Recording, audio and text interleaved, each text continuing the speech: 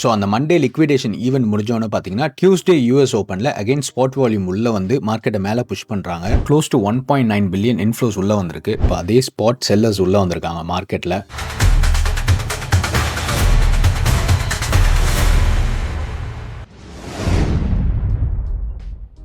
Macro ஸ்ட்ரக்சரில் இப்போதைக்கு bitcoin வந்து இந்த 365 டேஸ் ரோலிங் விவேப், அதுக்கு அடுத்தது இந்த 50 வீக்ஸ் SMA இதுக்கு கீழே ட்ரேட் ஆகிட்டு இருக்கு. மேபி இந்த கம்மிங் வீக்ஸில் வந்து ஃபர்ஸ்ட் டச் பண்ணலாம். லாஸ்ட்டாக இது பிரேக் அவுட் பண்ணது பார்த்தீங்கன்னா லாஸ்ட் இயர் நவம்பரில். அதுக்கு அடுத்தது ஒரு வாட்டி கூட டச் பண்ணலை. ஸோ இதுதான் வந்து first touch almost after 9 months. Last week வந்து ஆல்மோஸ்ட் 26% 25% பம்ப் ஆச்சு. பட் ஸ்ட்ரக்சர் வைஸ் பார்த்தீங்கன்னா எந்த சேஞ்சஸும் இல்லை. இன்னமும் வந்து இந்த 2 கீ லெவல்ஸ் கீழே தான் ட்ரேட் ஆகிட்டு இருக்கு. பிட்காயினோட ப்ரீவியஸ் சைக்கிள்ஸ்லாம் நோட் பண்ணிங்கன்னா ஃபர்ஸ்ட் இந்த லெவலில் ரீக்ளைம் பண்ணிட்டா அதுதான் ஃபர்ஸ்ட் கன்ஃபர்மேஷன் பாட்டம் வந்து ஃபார்ம் ஆயிடுச்சுன்ட்டு. பட் அது மட்டும் இல்லாமல் எப்பவுமே பிட்காயின் வந்து ஒரு கேபிச்சுலேஷன் ஈவென்ட்க்கு அப்புறமா தான் பாட்டம் ஆகும். விவேப்ஸில் பார்த்தீங்கன்னா மேஜர் கீ லெவல்ஸ் எல்லாத்தையும் உடச்சிடுச்சு இந்த லாஸ்ட் வீக் பம்ப் அப்போ. பட் ஸ்பெசிஃபிக்காக மந்த்லி அண்ட் குவார்டர்லியில் எந்த இடத்துல ட்ரேட் ஆகிட்டு இருக்குன்னு பார்ப்போம். Already June, July and August majority of the monthly லெவல்ஸை பிரேக் பண்ணி இப்போ மேலே ட்ரேட் பண்ணதால நம்ம வந்து மினிமம் சப்போர்ட் லெவல்ஸ் மட்டும் தான் பார்க்க போகிறோம். மந்த்லி சப்போர்ட் லெவல் பார்த்தீங்கன்னா கம்மிங் அரௌண்ட் 66,000. இதுதான் ஃபர்ஸ்ட் சப்போர்ட் லெவல். இது என்னன்னு பார்த்தீங்கன்னா இந்த ஜூன் மந்தோட வேல்யூ ஏரியா ஹை, ஜூலை மந்தோட value area high and August developing value. Next support லெவலாக பார்த்தோன்னா 73,000. இது வந்து பிப்ரவரி மந்தோட வேல்யூ ஏரியா ஹை. மந்த்லி விவேப்ஸில் மட்டும் சப்போர்ட்னு பார்த்தோன்னா ஃபர்ஸ்ட் 73,000, அடுத்ததாக 66,000. குவார்டர்லியில் பார்த்தீங்கன்னா பிட்காயின் வந்து புல்லிஷாக தான் இருக்குது. எதனால்னா ஃபர்ஸ்ட் வந்து இது வந்து Q1 2026ஓட வேல்யூ, இது Q2 2026ஓட வேல்யூ. கீழே இப்போதைக்கு டெவலப் ஆகிட்டு இருக்குது Q3 2026ஓட வேல்யூ. ஸோ 3 குவார்டர்லி வேல்யூஸ் மேலே ட்ரேட் ஆகிட்டு இருக்கிறதால இப்போதைக்கு பிட்காயின் வந்து புல்லிஷ் டெரிட்டோரியில் தான் இருக்குது. குவார்டர்லியில் சப்போர்ட்னு பார்த்தோன்னா ஃபர்ஸ்ட் வந்து 75,000 Q1 2026ஓட வேல்யூ, அடுத்ததாக 70,000 அது வந்து Q2 2026ஓட வேல்யூ. இயர்லியில் பார்த்தோன்னா நம்ம வந்து ப்ரீவியஸ் மந்த்ஸில் வாட்ச் பண்ணுற அந்த லெவல் 2024 விவேப் வந்து ரீக்ளைம் பண்ணியாச்சு. That is coming around 66,000.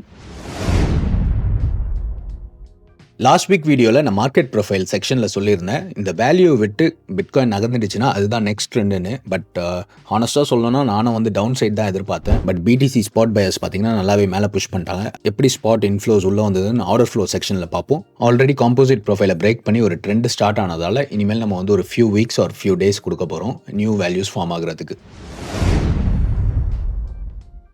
Expect பண்ண மாதிரி ஃபண்டிங் எல்லாமே நியூட்ரலாக தான் இருக்குது. எதனாலனா அந்த லாஸ்ட் வீக் நடந்த பம்ப் வந்து ஆல்மோஸ்ட் வந்து ஷார்ட் கவரிங்ஸ், இந்த ஷார்ட் பொசிஷன்ஸ் லிக்விடேட் ஆனது. அது இல்லாமல் பிடிசி ஸ்பாட் இன்ஃப்ளோஸ் உள்ளே வந்தது.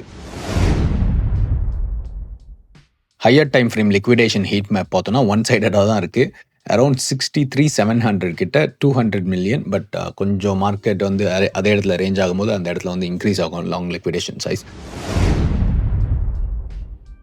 லாஸ்ட் ஃபியூ மந்த்ஸோட வீடியோஸில் எல்லாத்துலேயும் சொல்லியிருந்தேன் நான் வந்து பிட்காயின் வந்து ஒரு வாட்டி கிராஷ் ஆகும்போதும் இந்த ஸ்பாட் மார்க்கெட் மட்டும் இன்க்ரீஸ் ஆகி அந்த கிராஷை வந்து ப்ரொடெக்ட் பண்ணிக்கிட்டே இருக்காங்கன்ட்டு நிறைய வாட்டி நான் எக்ஸ்பிளைன் பண்ணிட்டேன். பட் ரொம்ப ஷார்ட்டாகவே முடிச்சிடுறேன். பிட்காயின் கிராஷ் ஆகுது, கீழே பார்த்தீங்கன்னா ஸ்பாட் பையர்ஸ் வந்து இமீடியட்டாக பை பண்ணுறாங்க. ஸோ ஒரு வாட்டி பிட்காயின் கிராஷ் ஆகும்போதும் அவங்க வந்து பை பண்ணி மேலே மார்க்கெட்டை புஷ் பண்ணிகிட்டே இருந்தாங்க. ஸோ அவங்க தான் இந்த லாஸ்ட் வீக் நடந்த பம்புக்கும் காரணம். நீங்கள் போன ஸ்க்ரீனில் பார்த்தது தான் இது வேறு lay out. So last weekend என்ன நடந்தது பார்த்தீங்கன்னா இது வந்து ஷார்ட்ஸ் உள்ளே வந்துட்டு இருந்தாங்க. வந்தோடனே ப்ரைஸ் வந்து கீழே போகாமல் ஒரே இடத்துல கம்ப்ரெஸ் ஆச்சு. கம்ப்ரெஸ் ஆகும்போது பார்த்தீங்கன்னா அதே சமயம் ஸ்பாட் பை ஆர்டர்ஸ் வந்து அந்த இடத்துல இன்க்ரீஸ் ஆகி இருக்க செல்லிங் எல்லாத்தையும் அப்சர்வ் பண்ணிட்டு இருந்தாங்க. ஒன்ஸ் அந்த செல்லிங் எல்லாத்தையும் ஸ்பாட் பையர்ஸ் அப்சர்வ் பண்ணோன்னே ஃபர்ஸ்ட் புஷ் பார்த்தீங்கன்னா வீக்லி ஓப்பன் அப்போ நடக்குது. இதுதான் நீங்கள் இங்கே ஸ்க்ரீனில் பார்க்குறது. யூஎஸ் ஓப்பன் அப்போ பார்த்தீங்கன்னா எக்ஸ்ட்ரீம் பை வால்யூம் வந்துட்டு இமீடியட்டாக இருந்த ஷார்ட் பொசிஷன்ஸ் எல்லாத்தையும் லிக்விடேட் பண்ணுறாங்க. அதில் வந்து ஒன் இம்பார்ட்டன்ட் ஷார்ட் கிளஸ்டர் வந்து அரௌண்ட் 64,000 கிட்ட இருந்தது. நீங்கள் பார்த்தீங்கன்னா ஸ்க்ரீன்லேயும் தெரியும் அரௌண்ட் 120 மில்லியன் ஒரு சிங்கிள் பாயிண்ட்டில் வந்து லிக்விடேட் ஆயிருந்தாங்க. ஸோ அந்த மண்டே லிக்விடேஷன் ஈவென்ட் முடிஞ்சோன்னு பார்த்தீங்கன்னா டியூஸ்டே யூஎஸ் ஓப்பனில் அகைன் ஸ்பாட் வால்யூம் உள்ளே வந்து மார்க்கெட்டை மேலே புஷ் பண்ணுறாங்க. திரும்பவும் வந்து ஒரு லிக்விடேஷன் ஈவென்ட் நடக்குது. அரௌண்ட் 500 மில்லியன் லிக்விடேட் ஆகுறாங்க. அந்த 500 மில்லியன் லிக்விடேட் ஆன உடனே மார்க்கெட் ரிட்டர்ன் ஆயிருக்கும். பட் என்ன நடந்ததுன்னா இமீடியட்டாக எக்கச்சக்க ஷார்ட் பொசிஷன்ஸ் ஓப்பன் ஆக ஆரம்பிச்சிச்சு. நான் அன்றைக்கி மார்க்கெட் வாட்ச் பண்ணும்போதே தெரிஞ்சிச்சு ஓகே திரும்ப இந்த ஷார்ட்ஸ் வந்து இமீடியட்டாக ஒரு லிக்விடேஷன் ஈவெண்ட் அப்புறமா ஓப்பன் பண்ணால் ஜெயிக்க போகிறதில்ல. கண்டிப்பாக இன்னும் ஒரு நெக்ஸ்ட் புஷ் பண்ணி அவங்களே லிக்விடேட் பண்ணி ஷார்ட் ஸ்குவீஸ் தான் வரும்னு எக்ஸ்பெக்ட் பண்ணேன். பட் ஹானஸ்ட்டாக சொல்லணும்னா நான் வந்து ஒரு 79,000 வரைக்கும்லாம் எதிர்பார்க்கல. மேபி ஒரு 71,000 கிட்ட போயிட்டு மார்க்கெட் ரிட்டர்ன் ஆயிடும்னு நெனச்சேன். பட் நடக்கல. எதுக்காக இந்த சார்ட் உங்களுக்கு காமிக்கிறேன்னா, நான் சொன்னேன்ல லாஸ்ட் வீக்கெண்ட் வந்து ஸ்பாட் பையர்ஸ் உள்ள ஸ்டெப் இன் பண்ணி எல்லா செல்லிங்ஸையும் அப்சர்வ் பண்ணாங்கன்ட்டு. இப்ப நம்ம கொஞ்சம் ஜூம் அவுட் பண்ணி பார்த்தா, அந்த டைம் எப்படி ஸ்பாட் பையர்ஸ் உள்ள வந்தாங்களோ, இப்ப அதே ஸ்பாட் செல்லர்ஸ் உள்ள வந்திருக்காங்க மார்க்கெட்ல. ஸோ வந்து டெஃபினட்டா இது வந்து பேரிஷா தான் ஆக்ட் பண்ண போகுது. அதே போல நம்ம ஆர்டர் புக்லயும் பார்த்தோம்னா, நான் வந்து கீழ காமிச்ச மாரி முன்னாடி வந்து இந்த 3 புக்ஸும் வந்து புல்லிஷ் ஆயி பிரைஸ வந்து மேல புஷ் பண்ணாங்க. பட் இப்போ பார்த்தீங்கன்னா, அந்த 3 புக்குமே இப்ப பேரிஷா மூவ் ஆயிடுச்சு. என்ன அர்த்தம்னா, மோர் ஷார்ட் செல்லர்ஸ் வந்து பாசிவ் ஆர்டர்ஸ்ல மேல வெயிட் பண்ணிட்டு இருக்காங்கன்னு. ரொம்ப மாசம் கழிச்சு பிட்காயின் ஸ்பாட் ETF இன்ஃப்ளோஸ் வந்து கொஞ்சம் ஹையர் அமௌண்ட்ல லாஸ்ட் வீக் வந்திருக்கு. நான் கால்குலேட் பண்ணி பார்த்தேன். இது வந்து close to 1.9 billion inflows. So last few months பார்த்தீங்கன்னா, ஒரு வீக்ல வந்து ஒரு 2 டேஸ் இன்ஃப்ளோஸ் வந்திருக்கும். அதுக்கடுத்து ஒரு 3 டேஸ் வந்து எக்ஸ்ட்ரீம் அவுட்ஃப்ளோஸ். ஸோ இந்த ஒரு ரீசனால தான் மார்க்கெட் வந்து ரேஞ்ச் ஆயிட்டே இருந்தது.